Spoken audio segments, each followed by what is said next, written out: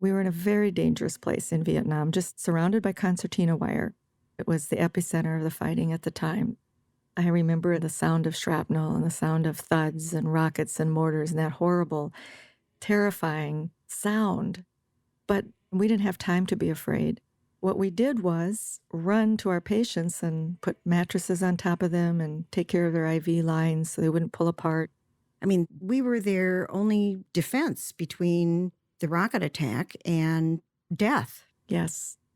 But I remember one night we were not on duty, and there was the worst sound I've ever heard in my life, hopefully never hear it again. The mirror on the wall in my little tiny closet-like room that I had fell off the wall and burst into a million pieces. And I decided, well, if I'm going to die, I'm going to die with Edie. And so I crawled out of my little room over these glass shards. I knock on Edie's door, and there you are with your helmet on over your rollers. And you were eating peanut butter and crackers under the bed.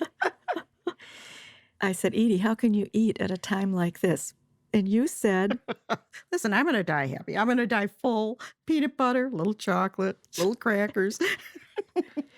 I loved that sense of humor at the time, and I still love it. And that's how we survived. But, you know, if we had died that night, Edie, we would have been in each other's arms.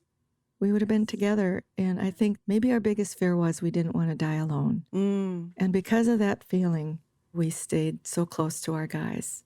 Yes. When I got home, everybody expected me to be the person I was when I left. And I wasn't. You know, the only guys that I could really remember were the guys that died. Yeah. And so it was like I didn't really do anything over there.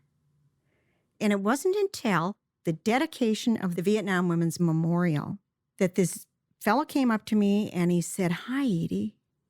It was this corpsman named Tom. And I said, "What are you doing here?" He said, "I came to see you."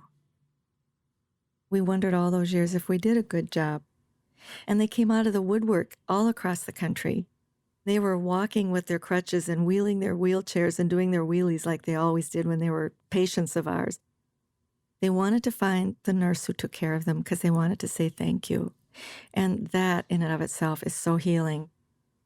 It's just something that's hard for anybody who wasn't there to understand.